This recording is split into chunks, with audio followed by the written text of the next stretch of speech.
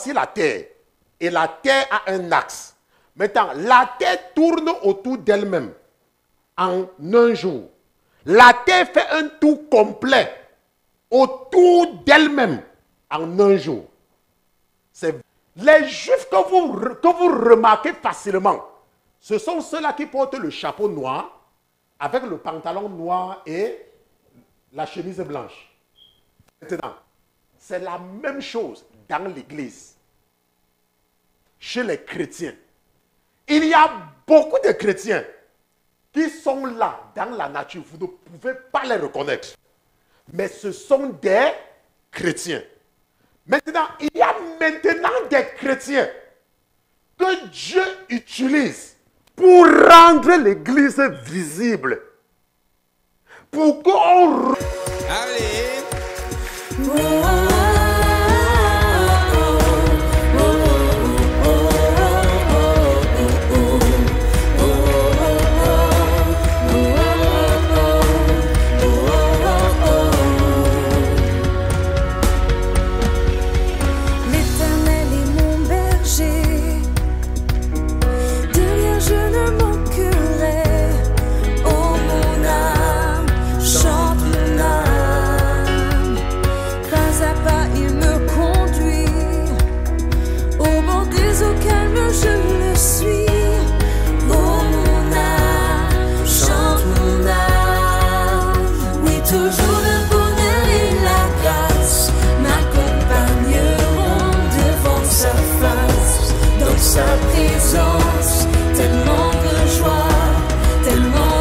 Le péché, la justice et le jugement.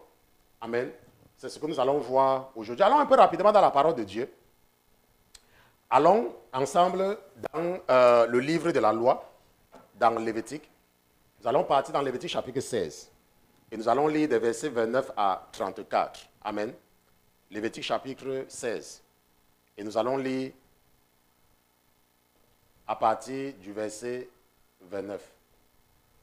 Ok, et ça, c'est l'Éternel qui parle. Amen. La Bible dit, et ceci sera pour vous une ordonnance perpétuelle. Amen. La Bible dit que ceci, ce que je vous dis là, ce sera pour vous une ordonnance perpétuelle. Est-ce que quelqu'un comprend? L'Éternel dit aux enfants d'Israël que l'instruction que je vous donne là, ce sera une ordonnance perpétuelle. Et il dit au 7e mois, le 10e jour du mois, vous humilierez vos âmes. Ça veut dire que vous allez jeûner. Et vous ne ferez aucune œuvre. Vous n'allez pas travailler. Ça sera un jour de repos. Ça sera un jour de sabbat, mais vous allez jeûner. Ni celui qui est du pays, ni l'étranger qui séjourne au milieu de vous. Au 7e mois, le 10e jour du mois. Amen. Et la Bible dit que, car en ce jour, on fera l'expiation pour vous, afin de vous purifier. Vous serez purifiés de tous vos péchés devant l'Éternel. Le 10e jour du 7e mois.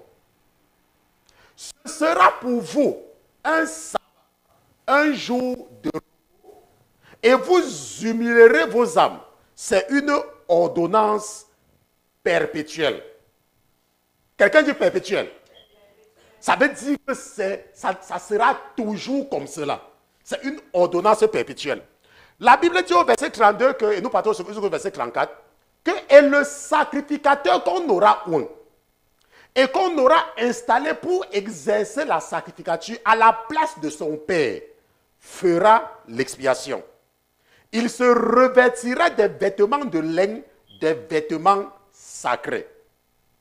Et il fera l'expiation pour le saint sanctuaire, il fera l'expiation pour le tabernacle d'assignation et pour l'autel, et il fera l'expiation pour les sacrificateurs, et il fera l'expiation pour le peuple de l'assemblée.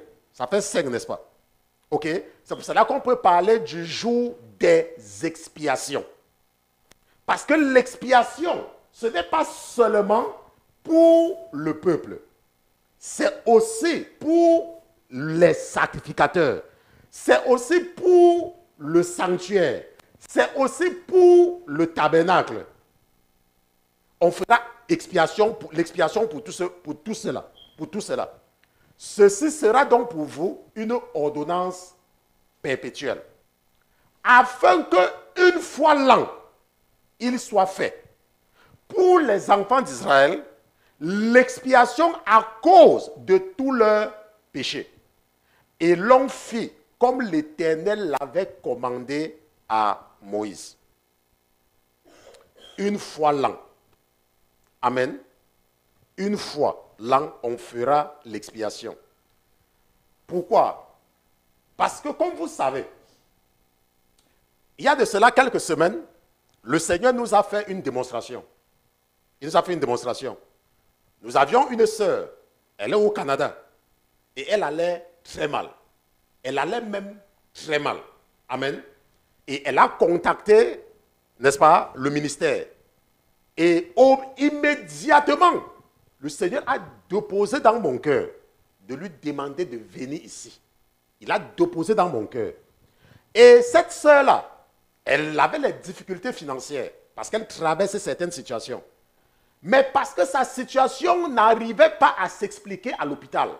Ce n'est pas comme si elle est partie à l'hôpital central de Douala. Ou alors elle est partie à l'hôpital général de Bobo Diouf. N'est-ce pas? Elle est partie dans un hôpital au Canada. Je pense que c'était même à Montréal. Et on ne voyait rien. Mais elle allait très mal. Pourquoi? Parce que le Seigneur voulait nous expliquer quelque chose. Parce que si elle était partie à l'hôpital et qu'on lui avait dit que voici ta maladie, elle ne devait pas venir. Mais parce qu'on ne voyait rien dans les appareils des Blancs. Quelqu'un dit les appareils des Blancs. Elle a dit que l'affaire, c'est là, je dois écouter ce que le pasteur là me dit. Et elle a donc ramassé tout et elle est venue ici là. Je vous ai raconté, elle était ici. Et je vous ai dit que quand elle venait, elle n'était pas encore arrivée. Le Seigneur a déposé dans mon esprit que quand elle va venir ici, elle ne se couche pas sur un lit. Elle va se débrouiller de se coucher là où elle veut se coucher, mais tu ne la paies pas, elle ne se couche pas sur un lit. Pourquoi? Parce qu'elle peut se coucher sur le lit. Et elle s'est dit peut-être que le matelas qui est ici est plus souple que le matelas qu'elle a chez elle. Et que c'est le matelas qu'il y a chez elle qui est l'origine de sa maladie. N'est-ce pas? Et qu'elle peut aussi acheter un matelas maintenant aux États-Unis pour bien dormir. Le Seigneur dit que non. Même pas le lit. Elle va dormir au sol. Quand elle est venue, elle dormait là-bas en bas. Et après, elle-même, elle a senti que non. Le Seigneur dit que non, il faut qu'elle dorme en haut. Donc elle dormait quelque part là-bas, au sol. C'est là-bas qu'elle dormait. Et c'est comme ça que pendant tout son séjour, je suis parti la voir un jour après. Je dis, comment tu vas? Elle me dit, pasteur, pour vous dire vrai, pasteur, c'est comme si je n'avais jamais été malade. Je dis, ah bon? Donc tu n'as jamais été malade? Elle dit que, pasteur, pour vous dire vrai. Donc j'ai acheté mon billet d'avion pour rentrer tel jour. J'ai dit que ça va, tu veux rentrer, tu rentres. Maintenant, la raison pour laquelle je vous dis ça, c'est parce que quand un endroit, un sanctuaire où l'Éternel est là, on se comprend? Il vous prouve qu'il est là. Parce que le sanctuaire peut être souillé aussi par rapport aux choses qui se font. C'est pour ça que quand le sacrificateur fait l'expiation, on lui dit de faire l'expiation aussi pour le sanctuaire. Vous comprenez? Maintenant, je pense que vous avez compris. Pour ceux qui ont compris. Maintenant, le Yom Kippour, cette année, les Juifs sont en l'an 5784 sur le calendrier juif. OK? Et vous devez comprendre, et je vais demander à la régie de partager mon écran avec vous, n'est-ce pas? Cette année-ci, pour les Juifs, c'est l'année 5784. J'espère que notre sœur à la régie partage mon écran. Et cette année-ci, les Juifs sont en train de célébrer, et ça va commencer au coucher du soleil, aujourd'hui dimanche, quand le soleil va se coucher, n'est-ce pas? Et ça va se terminer à la tombée de la nuit demain, le Yom Kippour de cette année. Maintenant, et dans le judaïsme, c'est le jour le plus saint de l'année. C'est le jour le plus saint. Il n'y a pas un jour aussi saint. Et ça se comprend. Pourquoi? Parce que l'Éternel va descendre dans le temple. L'Éternel va descendre pour les visiter et pour expier. Maintenant, quand on parle de l'expiation, ça veut dire quoi? Ça veut dire que Dieu va effacer. Ça veut dire qu'à partir de demain, les Juifs, un Juif sera sans péché. À partir de demain, quand le soleil va se coucher. Donc, quand lui va partir dormir, il sera sans péché. Bon, mais mardi, ça sera autre chose, n'est-ce pas? Ok, mardi, ça sera autre chose, mercredi, ça sera autre chose. Donc, ça fait seulement pourquoi quand Dieu vient là, il efface tout. C'est ça, il efface tout. Maintenant, vous devez comprendre qu'il y a deux types de calendrier. Même trois, même quatre. Les Arabes, pas les Arabes, les musulmans, n'ont pas le même calendrier que nous les chrétiens. Nous les chrétiens n'avons pas le même calendrier que les Juifs. Et les Chinois n'ont pas le même calendrier que les Occidentaux. On se comprend. Maintenant, le Yom Kippour ne change jamais. Ça veut dire quoi? Ça veut dire que les Juifs observent le Yom Kippour le même jour, chaque année. Mais sur notre calendrier, le calendrier grégorien, ça change. Pourquoi? Parce que nous utilisons un calendrier civil qui est basé sur le cycle, n'est-ce pas, de la lune, n'est-ce pas? C'est basé sur le cycle de la lune et du soleil.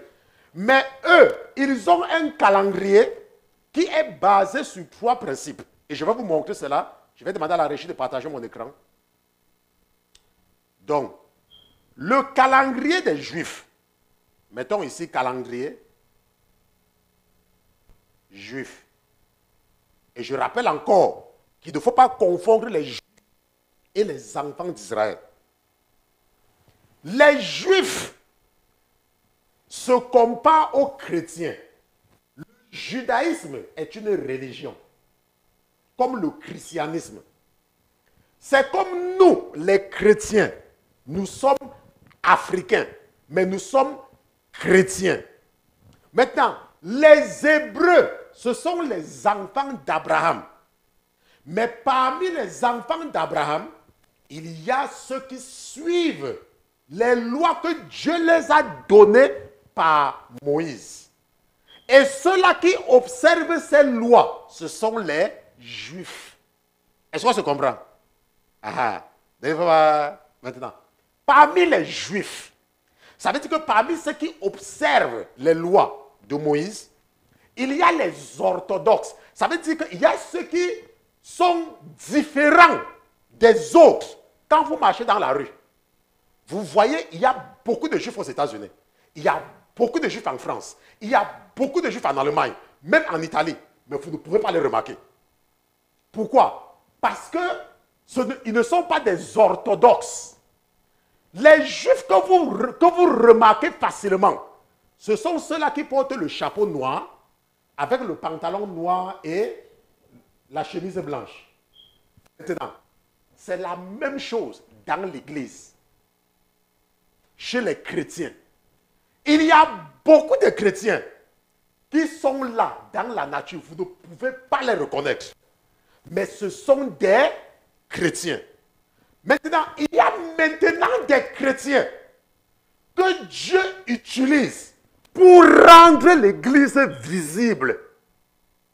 Pour qu'on reconnaisse que voici un chrétien, voici une chrétienne, voici. Et quand vous voyez une chrétienne, elle est différente par son apparence. Est-ce que vous comprenez?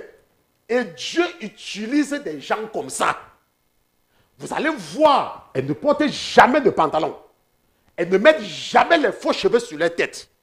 Elles ne mettent jamais les rouges à lèvres. Elles sont naturelles. Ce sont des chrétiennes. Parce que Dieu a déposé cela en elles. Il y a les hommes chrétiens. Vous n'allez jamais les voir porter le pantalon jean. Vous n'allez jamais les voir avec les tennis extravagants. Ils sont toujours habillés avec la chemise, avec le pantalon, simplement. Et quand vous les voyez, vous savez que ça, c'est un chrétien. Mais il y a d'autres chrétiens qui s'habillent comme Papa Wemba. Hein, c'est Papa Wemba. Qui s'habillent comme Kofi Olomide. On se comprend? Il y a d'autres chrétiens comme cela. Ça, c'est leur problème. C'est Dieu qui les a. Ça, c'est leur problème. On comprend? C'est pour ça que nous devons éviter de juger les gens. Parce que le diable sait ça. Il s'est aussi arrangé à camoufler aussi les sorcières d'une certaine façon. Vous comprenez? Voilà. Maintenant, ce que nous devons donc comprendre sur le calendrier juif, c'est que voici la terre. Je vais demander à la régie de partager mon écran. Voici la terre. OK? Et la terre a la forme d'une sphère. La terre est sphérique. Pour ceux qui comprennent la perspective cavalière, la terre est sphérique. OK? Si nous regardons en perspective cavalière, OK, comme ceci, OK? La terre, c'est comme une boule. Maintenant, la terre a un milieu. Voici l'axe de la terre. Je vais faire ça en bleu. OK, voici l'axe de la terre.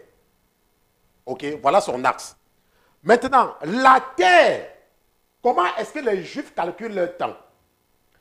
Ils observent la rotation de la terre autour de son axe. Ça veut dire quoi? Et je vais demander à la régie de me montrer. Voici la terre. OK? Et moi, je vais prendre un exemple. Après, je vais prendre le soleil et je vais prendre la lune. OK? Mais je vais d'abord commencer par la terre. J'espère que la caméra nous est en train de me montrer. Voici la terre. Et la terre a un axe.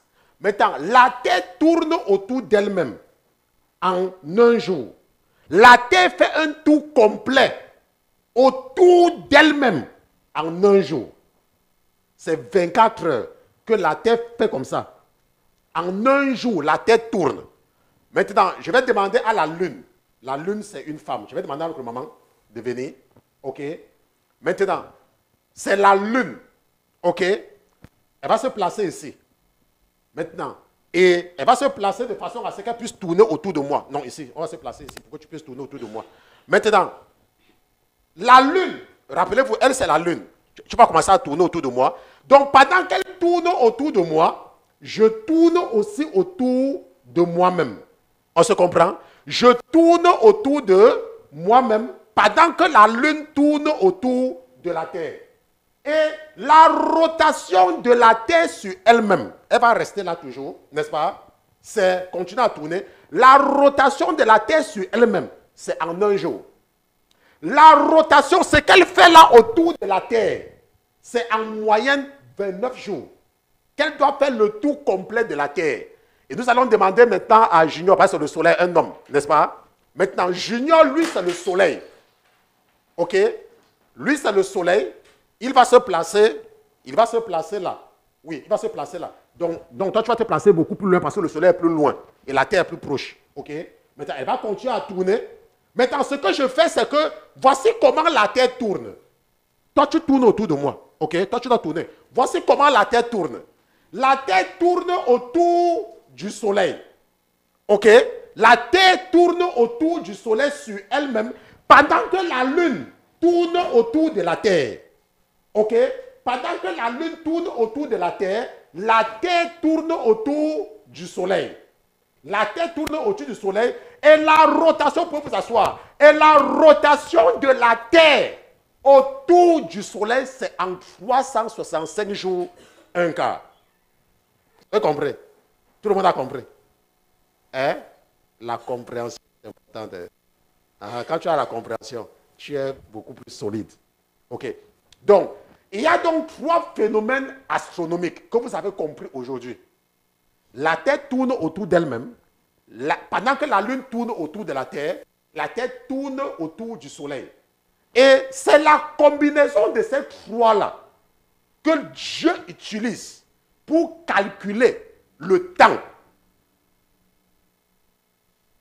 Et c'est important de comprendre. C'est pour cela que nous avons des saisons. C'est pour cela que Dieu opère en fonction des saisons. Parce que si Dieu a dit qu'il va te rencontrer quand la lune a déjà fait 3 tours de la terre, ça ne dépend pas de ce que tu fais. Tu vois, c'est quand ça sera la 3e lune. Ça sera quand ça sera la 3e lune. S'il dit que c'est quand la terre aura fait une rotation complète de la terre après 1 an, c'est toujours lui. Ça ne va rien changer, c'est la saison, on se comprend. Maintenant, parce que ce n'est pas le cours de géographie, on va continuer. Maintenant, nous voyons donc que notre calendrier est un calendrier qui est basé sur le cycle de la Terre et de la Lune.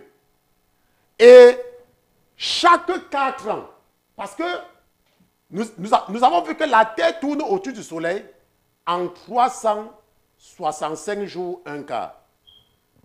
Et si nous faisons donc 4 fois 1 quart, ça fait 4 sur 4.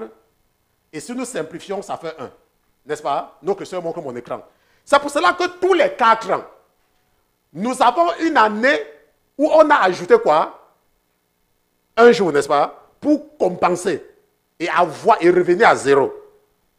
Maintenant, le calendrier des Juifs, ils font les efforts pour être sur le temps de Dieu. Ok, ils font les efforts. Mais même leur calendrier, malgré tous ces calculs, eux aussi, ils n'arrivent pas à garder le temps. Pourquoi? Parce que même en suivant leur calendrier, à un moment donné, il y a décalage de saison. Et ils sont obligés d'utiliser un 13e mois de temps en temps pour compenser, pour remettre tout en ordre. Ils utilisent un 13e mois qu'on appelle le mois de Hadar 2. Maintenant, ceux qui sont vraiment off, quand on dit vraiment qui sont 0, c'est le calendrier des musulmans. C'est pour cela que vous allez voir que chez les musulmans, Ramadan va tomber pendant la saison sèche, après Ramadan va tomber pendant la saison des pluies, après Ramadan va tomber, vous voyez un peu, parce que les Arabes, eux, ils ont un mois qui dure 30 jours. Qu'il pleuve, c'est 30 jours. Ils ont dit que c'est 30 jours. 30 jours, c'est 30 jours. C'est pour ça que parfois, après un temps, on vous dit que c'est Ramadan. On vous dit que Ramadan comment? Ramadan, c'est souvent tel. On dit que non, maintenant c'est Ramadan. C'est maintenant. Ok. Bon, maintenant vous avez compris. Je sais que vous avez compris. Maintenant, qu'est-ce qui se passe au Yom Kippour? Et c'est là où je voudrais que vous deveniez maintenant très attentifs. Il y a le pasteur Albert Georges était parti parler de moi à certains chrétiens à New York. Quand il m'a découvert. Et il a dit que non, il y a un jeune pasteur là. C'est là-bas chez lui que je parle. Vraiment, il est vraiment. On lui a dit que, donc c'est maintenant que toi tu le connais. Donc toi tu le connais maintenant. Nous on le connaît, il fait beaucoup rire, n'est-ce pas? Et je vous ai dit que le fait que je fais rire, c'est parce que vous comprenez. Mais je suis très sérieux quand je vous enseigne. On se comprend? Quand j'étais à l'université, je faisais beaucoup les cours de répétition. Et j'étais spécialiste des enfants qui avaient la tête dure comme le caillou. Donc quand un parent avec un enfant qui ne comprenait rien en physique ou en mathématiques, et qu'on parlait à ce parent de moi, on me recrutait pour enseigner l'enfant. En 1 an, en quelques mois, l'enfant devenait parmi les meilleurs en physique. On se comprend. Et je sais que si tu es trop sérieux, les gens ne vont pas suivre.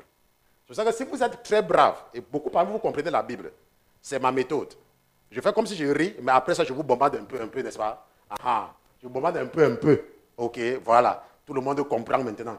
Maintenant, allons un peu maintenant dans le premier épître de Jean. 1 Jean chapitre 3, verset 4. Allons ensemble dans 1 Jean chapitre 3, verset 4.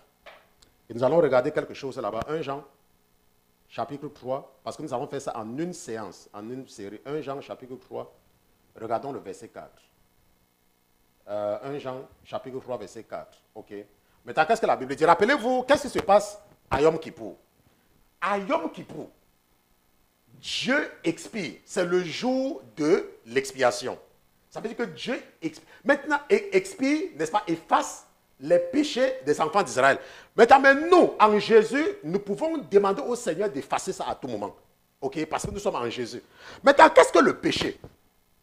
La Bible dit que quiconque pêche transgresse la loi. Car le péché, c'est quoi? C'est une transgression de la loi. Maintenant, regardez bien ce que la Bible dit. La Bible ne dit pas que le péché, c'est la transgression de la loi. Ok? La Bible dit que le péché est une transgression de la loi. La régie va montrer mon écran parce que c'est important de comprendre. Ok? La Bible utilise utilise une, qui est un article indéfini. La Bible dit que le péché est une. La Bible ne dit pas que le péché, c'est la transgression. La Bible dit que le péché est une transgression de la loi. Qu'est-ce que cela veut dire? Cela veut dire qu'il y a d'autres moyens, n'est-ce pas? Il y a d'autres moyens de transgresser la loi de Dieu. Donc ce n'est pas seulement le péché. Tu ne peux pas dire que je fais ce qui est dans la Bible, donc je ne pêche pas.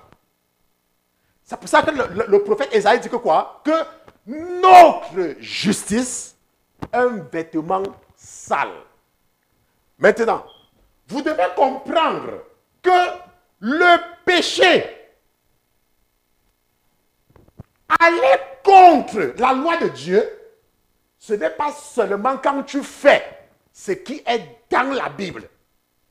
Il y a des choses qui ne sont pas dans la Bible que quand tu fais, c'est considéré comme tu transgresses les lois de Dieu. Maintenant, regardons quelque chose pour ceux qui ont la compréhension difficile. Allons dans Jacques chapitre 4, verset 7. Jacques chapitre 4 et regardons le verset 7. Ok? Maintenant, Jacques chapitre 4, verset 17. Maintenant, regardons ce que la Bible dit. Maintenant, qu'est-ce que la Bible dit? La Bible dit que celui-là donc pêche, qui connaît le bien, mais qui ne le fait pas. Ça veut dire que quoi? Ça veut dire que si tu sais que quelque chose est bien et tu refuses de faire, la Bible dit que tu as péché. Maintenant, la question qu'on doit maintenant se poser, c'est que qui est-ce qui définit le bien? Qu'est-ce qui définit le bien? Parce que moi, je peux me dire que je vais faire tout ce qu'il y a dans la Bible. Mais la Bible me dit que si je fais une chose, j'ai péché. Si je fais quelque chose, j'ai péché. Parce que le péché, c'est quand je fais quelque chose qui est contre. Mais il y a d'autres choses. Et Jacques ajoute, il dit, si tu te trouves devant une situation, même si tu n'as jamais lu ça, mais que tu sais que ça là c'est le bien, mais tu refuses de le faire, la Bible dit que tu pêches. Par exemple, je marche, je vois un bandit, un musulman, qui est couché par terre, et je le vois avec la photo de Mahomet. La photo de Mahomet. Et moi, je suis un chrétien. Et je suis en train de passer. Et il a la photo de Mahomet. Ou alors je passe. Je vois peut-être un marien. Il est couché. Avec une grosse statue de Marie qui est par terre. Et il est malade. Je dis que, oui, c'est même ça. On l'a dit toujours de ne pas adorer Marie. C'est sûr que c'est Marie là qui l'a fait tomber. Je ne le peux même pas, je passe. N'est-ce pas? Mais quelqu'un est tombé, quelqu'un a le problème. Mais toi, tu es en train d'utiliser le fait que la personne a Marie en statue pour ne pas l'aider. Tu sais très bien que si tu vois une personne qui est dans les problèmes, on ne t'a pas dit d'aider seulement ceux qui partent à l'église. On ne t'a pas dit d'aider seulement les chrétiens. La Bible dit que celui-là dont pêche, qui connaît le bien, mais qui ne le fait pas.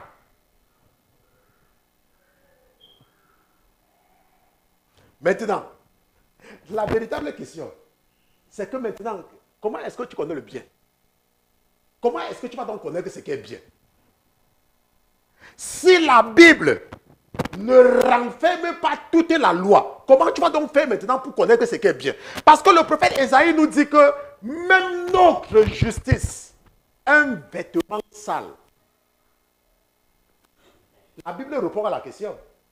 La réponse se trouve dans la parole de Dieu. Et c'est ce que nous allons voir ensemble. Allons dans l'évangile de Jean. Jean chapitre 16. Et nous allons avoir la compréhension dans Jean chapitre 16. Jean chapitre 16. Regardons à partir du verset 7. Maintenant, ça c'est Jésus qui parle. Lorsque Jésus était avec ses disciples, Jésus a dit quelque chose. Et je passe le temps depuis des semaines et des mois à vous préparer par rapport à ça.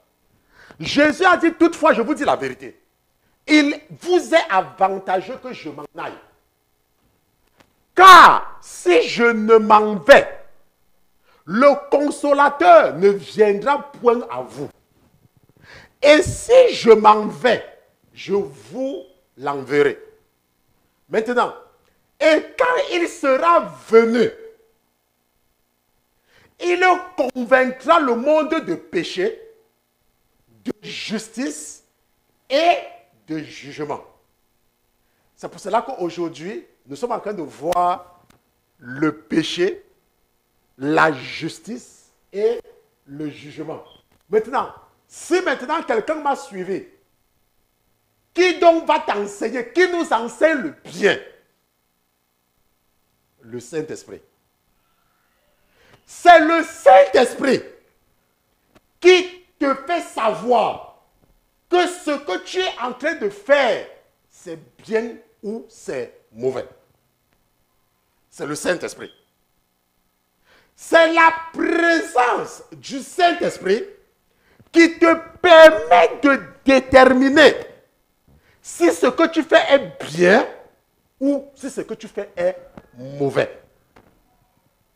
La preuve, lorsque Jésus était sur la terre, les Juifs avaient un problème avec lui. Pourquoi? Parce que lui, il faisait beaucoup de choses qui étaient contre la loi. Et c'était l'une des choses qui énervait les Juifs. Pourquoi? Parce que eux, ils n'avaient pas le Saint-Esprit. La loi dit que tu ne travailleras pas le jour du sabbat. Mais Jésus, lui, il travaillait. La loi dit que l'homme ne vivra pas seulement de pain. Mais quand Jésus était là, ses disciples ne jeûnaient pas. Et cela énervait les Juifs. Pourquoi? Parce que c'était contre la loi. Ça les énervait. Maintenant, la loi dit que le pain qui est dans le temple, dans le lieu saint, c'est le pain consacré. Et que si quelqu'un mange ça, la personne doit mourir. Mais nous savons que quand David avait faim, il est parti voir le sacrificateur. Et il lui a dit que quoi? Que je n'ai rien ici là, n'est-ce pas? En dehors du pain de préposition qui reste. Et David a mangé ça. Est-ce qu'on est d'accord? Maintenant, nous savons que Moïse avait dit qu'une fille ne peut pas hériter de son père. Une fille.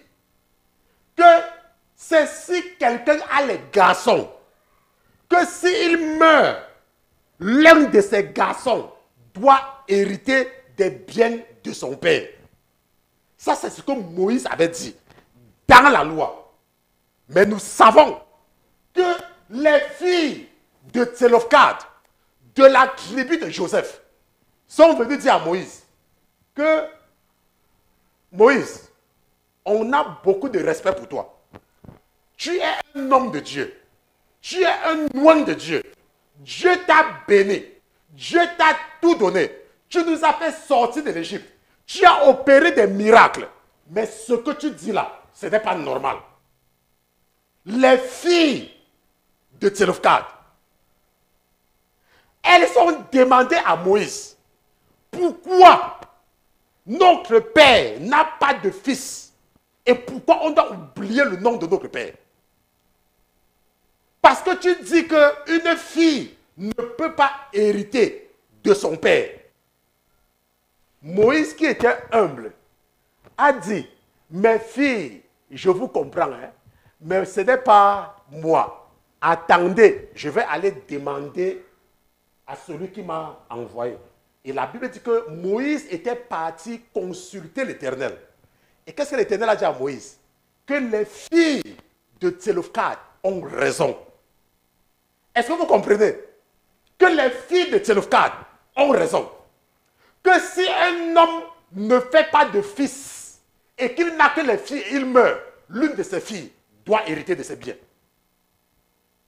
Mais c'est ça qui était dit au départ. Ce n'est pas ça qui était dit au départ. Mais pourquoi? Parce que ces filles-là étaient parties dire à Moïse que ce que tu as dit là, ce n'est pas bien. Maintenant, ce que je veux vous amener à comprendre, c'est ce que Ésaïe a dit. Que ce peuple me suit avec la bouche, mais ils ne me connaissent pas. Maintenant, dans Jean chapitre 16, verset 8, Jésus nous dit quelque chose, que c'est quand il sera venu, le Saint-Esprit, c'est lui qui va convaincre le monde de péché, de justice et de jugement. C'est le Saint-Esprit seul qui peut t'aider, s'il est en toi, de savoir si ce que tu es en train de faire là est contre la volonté de Dieu ou alors c'est dans la volonté de Dieu.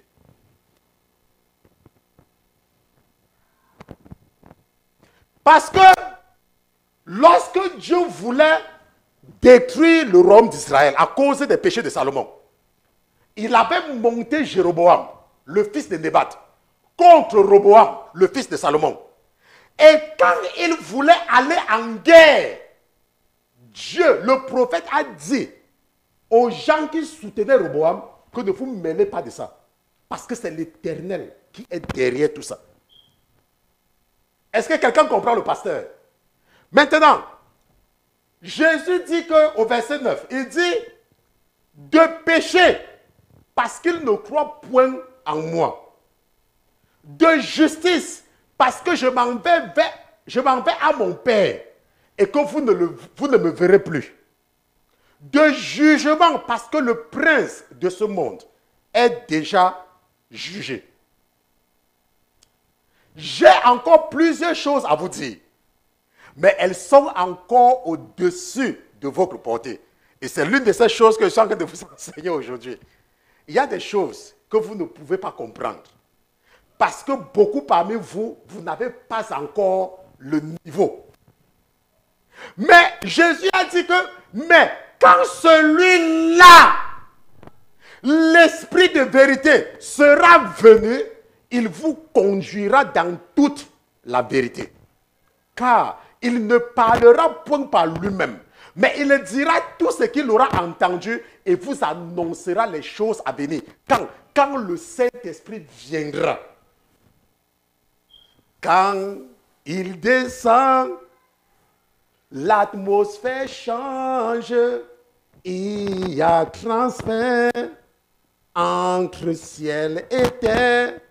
Oui, quand il descend,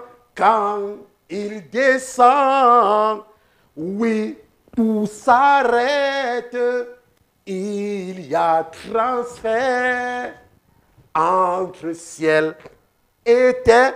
C'est le Saint-Esprit que quand il est là, il te donne la compréhension. Quand tu as le Saint-Esprit, c'est lui qui te permet. Parce que j'ai mon fils qui me dit souvent, oh, so is it pick and choose? Et je dis, tu as mon fils que non. C'est parce que tu as besoin du Saint-Esprit. C'est le Saint-Esprit qui t'amène, qui te convainc de la volonté de Dieu dans ce que tu fais. Maintenant, Le verset 14 dit quoi? C'est lui qui me glorifiera parce qu'il prendra de ce qui est à moi et qu'il vous l'annoncera. Maintenant, rappelez-vous maintenant, comme je vous parlais tout à l'heure là, la Bible nous dit qu'il y a deux catégories de péchés. N'est-ce pas? Maintenant, qu'est-ce que le péché? Nous avons vu ensemble tout à l'heure que le péché est une transgression de la loi. Mais la Bible nous dit que quoi? Qu'il y a deux catégories de péchés. Et nous allons partir ensemble pour voir cela, pour ceux qui ne savent pas. Allons dans 1 Jean chapitre 5, verset 16. 1 Jean chapitre 5. 1 Jean chapitre 5. Regardons à partir du verset 16. Amen. Maintenant, qu'est-ce que la Bible dit? La Bible dit que si quelqu'un voit son frère pécher d'un péché qui ne mène point à la mort, il le priera et Dieu lui accordera la vie de ceux qui ne commettent pas un péché qui mène à la mort. La Bible dit, il est un péché qui mène à la mort. Je ne dis pas de prier pour ce péché-là. La Bible dit, toute iniquité est péché. Mais il est un péché qui ne mène point à la mort.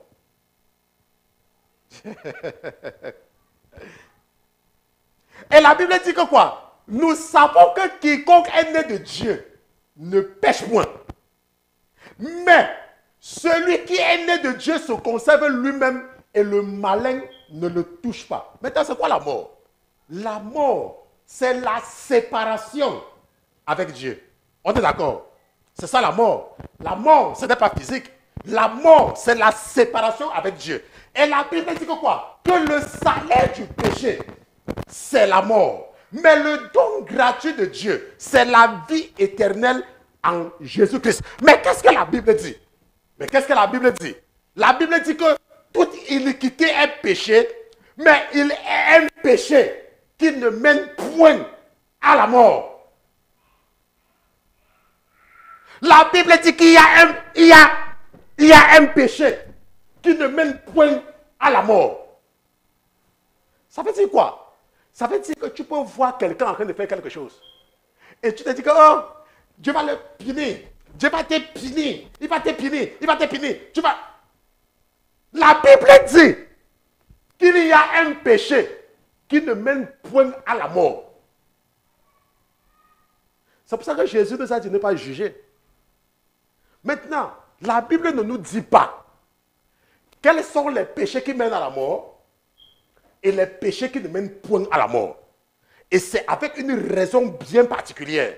C'est avec une raison précise que Dieu se tait sur le péché qui mène à la mort et le péché qui ne mène pas à la mort. Pourquoi? Parce que c'est le Saint-Esprit qui va te convaincre du péché. Lorsque tu as le Saint-Esprit en toi, quand tu te trouves dans une certaine situation, il te dit, tonton, maman, je ne suis pas ici. C'est ce qu'il te dit. Et quand tu es dans une autre situation, il te laisse. Pourquoi? Parce que c'est le Saint-Esprit qui te convainc.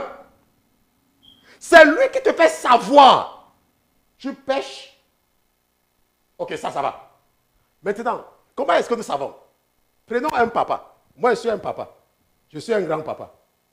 J'ai des petits-enfants. Il y a ma petite fille qui nous dérange tout le monde. Tout le monde la connaît partout. Tout le monde connaît son nom. Tout le monde. Parce qu'elle, là, tout le monde la connaît. Elle passe le temps à me faire bavarder ici. Elle a maintenant son collègue. Son collègue est aussi en bas avec lui maintenant. Ils sont deux maintenant ici.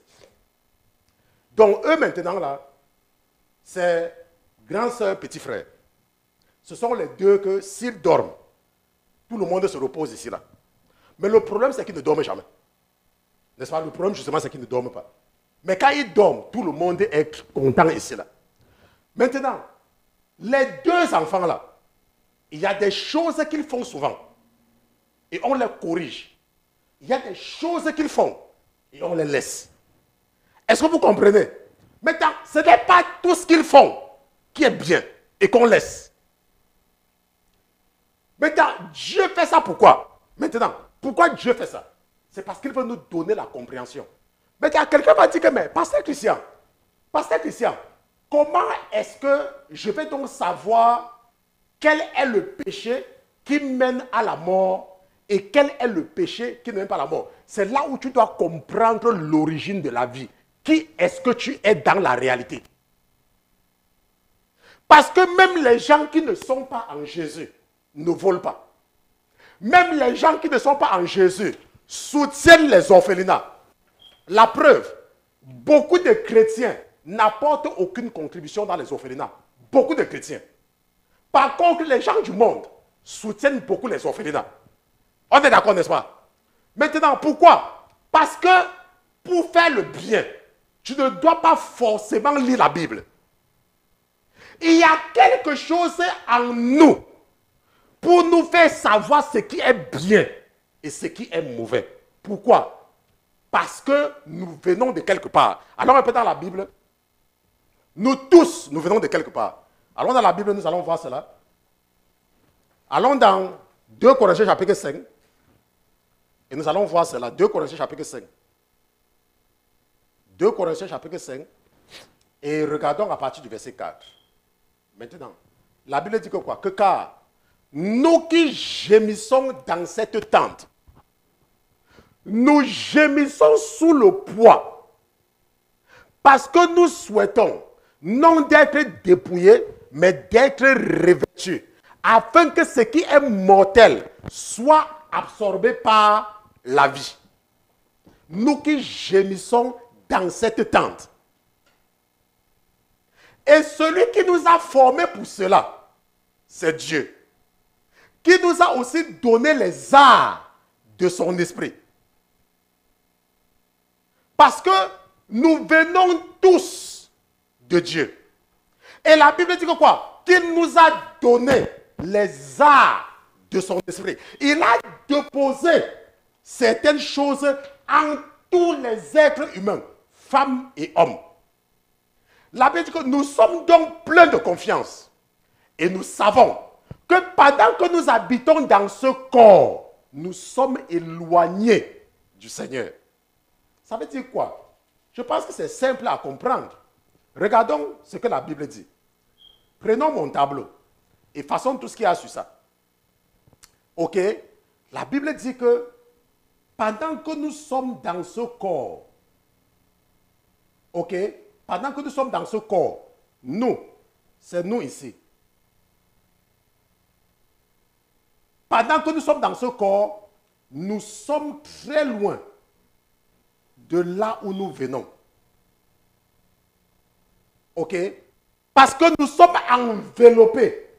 Maintenant, ce corps-ci, j'espère que la régie montre mon écran, n'est-ce pas? Cela a pris la forme. Où est le je vais voir si ça là s'efface. Non, ça ne s'efface pas. Je cherche l'effaçoir. L'effaçoir est quelque part là. Vous savez que parfois, bon, c'est quelque part.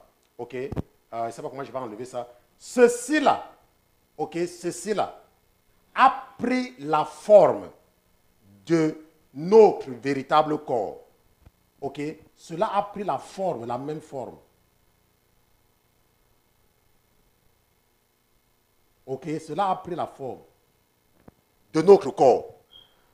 Ce vêtement, n'est-ce pas? Cela a pris la forme de qui nous sommes en réalité. Donc, la personne-ci là, qui est dedans, cette personne-ci, ok? Cette personne-ci était ici. La personne là était ici. La personne là était ici, auprès de Dieu. Et Dieu donc a envoyé sur la terre. C'est pour ça que la Bible nous dit que,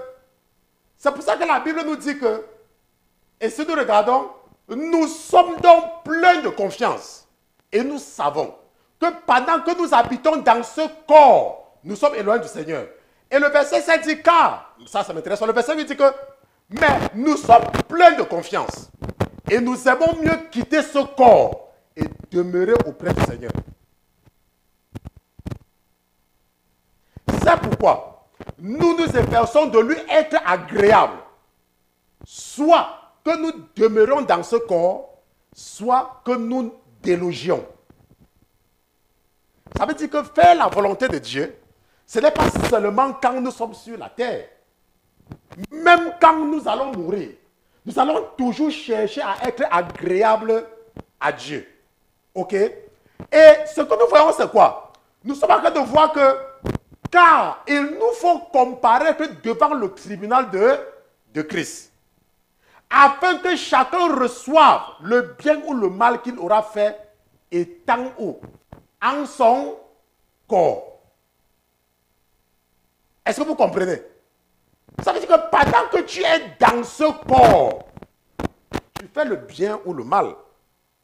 Mais tu seras jugé en fonction de ce que tu auras fait quand tu étais dans ce corps. Quand tu étais dans ce corps, on va te juger par rapport à ça. Même comme c'est un temporaire, même comme c'est là, on va te juger par rapport à ça. Maintenant, c'est la raison pour laquelle, quand tu es devant une situation, les arts de l'Esprit de Dieu qui sont en toi te disent que, ma soeur, ça c'est bien, ça ce n'est pas bien. Même si tu n'as jamais lu la Bible. C'est pour ça que les gens qui ne partent pas à l'église, ils ne volent pas. Les gens qui ne partent pas à l'église, ils ne tuent pas. Les gens qui ne partent pas à l'église, ils n'avortent pas. Est-ce que pour ne pas avorter, il faut forcément aller à l'église? Non, pas forcément. Est-ce que pour ne pas voler, il faut forcément écouter un pasteur? Non, il y a quelque chose dans chaque être humain qui lui fait savoir que ceci c'est contre la volonté de Dieu et ceci c'est contre n'est pas la volonté de Dieu. Maintenant, regardons quelque chose. Regardons quelque chose ici, là, pour vous donner la compréhension, seulement pour que vous sachiez là où vous venez. Ok? Parce que beaucoup ne savent pas là où ils viennent. Je vais vous montrer un schéma. J'espère que je n'ai pas téléchargé ça parce que je n'ai pas eu assez de temps. Vous savez que parfois il n'y a pas assez de temps, ok? Mais je vais vous montrer ceci là. Je vais prendre cette image. Je vais demander à la régie de montrer mon écran. Peut-être si je télécharge ça, ça sera peut-être un peu plus grand. Je ne suis pas très sûr. J'appelle ça rapidement quelque chose comme ça dans l'autre. Et puis je pars là-bas et puis je récupère ça seulement pour vous montrer ce que nous avons. Ok. Maintenant, parce que je veux que ce soit un peu plus grand pour ceux qui sont dus de compréhension, qui ne trouvent pas des prétextes inutiles. Prenons ceci là. N'est-ce pas? La régie montre mon écran, n'est-ce pas? Ok, c'est bien, on me fait signe. Maintenant, voilà une femme, voilà deux femmes enceintes. Deux femmes, elles sont enceintes. Et vous pouvez aller vérifier, allez, vous pouvez faire les recherches. Maintenant, si vous regardez l'image, ci là, n'est-ce pas? Si vous regardez cette image ici, là où il y a la main, cette femme est enceinte. Et si vous regardez cette autre image, cette femme aussi est enceinte. Ça là, c'est ce qu'on appelle l'échographie. Les femmes se retrouvent facilement devant cette échographie-ci. Maintenant, cette grossesse-ci, il n'y a pas un être humain dedans. Là où ma main se trouve. Cela s'appelle des grossesses vides. Il n'y a pas la vie dedans. Et quand il n'y a pas la vie à l'intérieur, après un temps, ça sort. Et on dit que tu as fait une fausse couche. On dit que tu as fait une fausse couche. Parce qu'il n'y avait rien à l'intérieur. Il n'y avait absolument rien. Maintenant, de l'autre côté, on a une autre grossesse, même chose. Mais si vous observez très bien, ici là, vous allez voir comme un petit truc blanc ici dans le noir. C'est la présence d'un enfant. Que Dieu a déposé là-bas. On se comprend. Que Dieu a déposé. Maintenant, le temps maintenant que tu passes à l'intérieur, tu prends la forme. Tu prends une certaine forme. C'est pour ça que la Bible dit que je t'ai formé dans le ventre. Avant même que n'importe quoi, je t'ai formé. C'est Dieu qui t'envoie sur la terre. On se comprend. C'est lui qui nous envoie. Nous ne sommes pas les produits de la procréation. Tu n'es pas le produit du fait qu'un homme est venu avec une femme, ils sont partis à Jérusalem. Non, nous sommes les enfants de Dieu. Nous sommes des créatures divines. Si vous regardez ceci, Parce que je vais vous donner la compréhension. OK? Voici une grossesse. Même chose. Ça, c'est une grossesse qui est vide. Cette cellule a été fabriquée quand un homme est venu avec une femme. Mais il n'y a pas d'enfant dedans. Il n'y en a pas. C'est Dieu qui dépose l'enfant dans le ventre. Et pendant 9 mois, on fabrique quelque chose que cet enfant-là va utiliser pour vivre sur la terre. Vous devez avoir cette compréhension. Vous devez, et voici un médecin, et j'ai pris ce schéma pour vous aider, n'est-ce pas, pour vous qui ne comprenez pas facilement et que vous êtes, n'est-ce pas, beaucoup de Thomas, ok? J'ai pris ceci pour aider les Thomas à aller faire des recherches en vous donnant le nom. Allez faire des recherches par rapport à ceci et vous allez voir beaucoup de publications là-dessus. C'est même où? Je vais... ok, c'est bien. Donc je ferme ceci et je vais augmenter ça. Vous savez que tout ce qui est bien, le diable bloque seulement. Ah, ok, bon. Voilà ça ici. Ok. Donc vous voyez que le nom est là. Allez faire les recherches. Vous allez voir que beaucoup de personnes, beaucoup de femmes ont ce problème-ci. Parce que c'est Dieu qui dépose. Vous allez voir qu'ici, là, dans ce qu'on appelle le blighted ovum, n'est-ce pas? Il n'y a rien à l'intérieur. Il n'y a rien dans la cellule. Pourquoi? Parce que c'est Dieu qui est à l'origine de la vie. Ce que tu n'es pas le fils d'un homme et d'une femme. Tu es un enfant de Dieu. Et c'est à cause de cela que tu dois servir ton Père, ton véritable. Parce que tu es son enfant. Je vous ai montré pendant l'étude biblique comment est-ce que le moment venu, Dieu va effacer une partie de notre mémoire. Et tu ne pourras même pas reconnaître que ton Père et ta mère le moment venu. Au ciel, bien sûr. Si tu suis Jésus et que tu te trouves au ciel, tu vas voir tes parents biologiques. Tu ne sauras pas que ce sont tes parents. Parce que Dieu va effacer cette partie de toi. Maintenant, pourquoi est-ce que Dieu nous demande de les honorer? C'est parce que Dieu les a utilisés pour nous aider à grandir. Et Dieu ne veut pas élever des ingrats. Dieu veut que ses enfants soient reconnaissants. Parce que c'est beaucoup de sacrifices, c'est beaucoup de travail pour élever un enfant. Ta mère pouvait s'acheter les plus belles robes. Ton père, biologique, pouvait s'acheter les ngoroches. Comme moi, regardez le pasteur. Est-ce que d'autres personnes montrent bien le pasteur? Montre bien le pasteur. Tu montres bien le pasteur? Ah, voilà. Regardez comment le pasteur est sapé. Hein? Le pasteur est sapé, n'est-ce pas? Sapé. Maintenant, je peux. Mais il y a des parents, je fais ça pourquoi? Parce que je suis devant vous. Mais il y a d'autres choses que je peux me permettre. Mais que je ne le fais pas. Parce que quoi? Parce que j'utilise mes ressources pour élever certains enfants. Vous comprenez?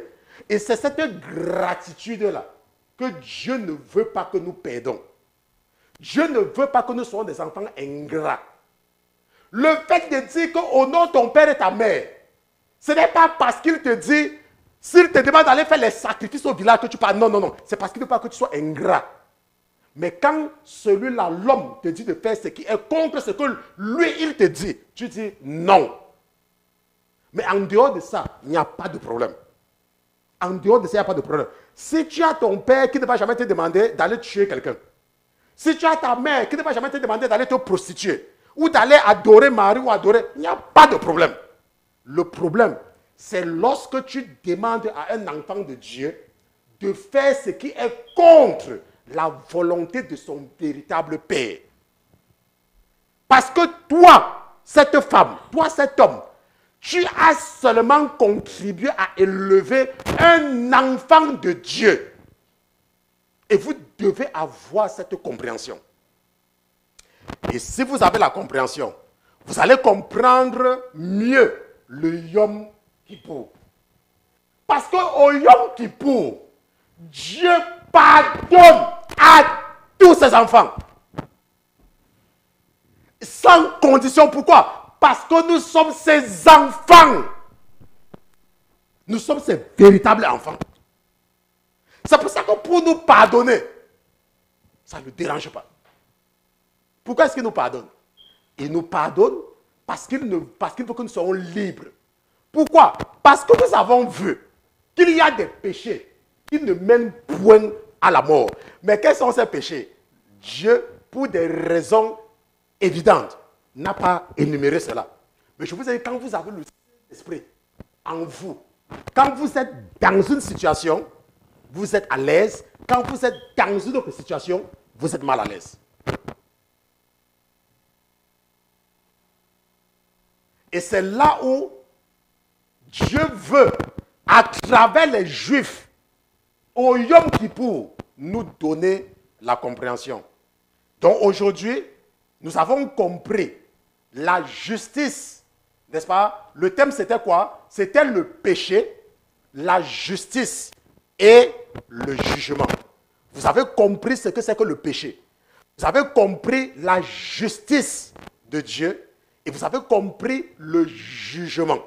Même si je ne suis pas entré de façon explicite dans chaque terme, ce que j'ai dit vous a donné la compréhension de ces trois paramètres-là, n'est-ce pas? Et à partir de là, donc, nous allons nous arrêter ici. Et nous allons nous lever, nous allons prier. Allez!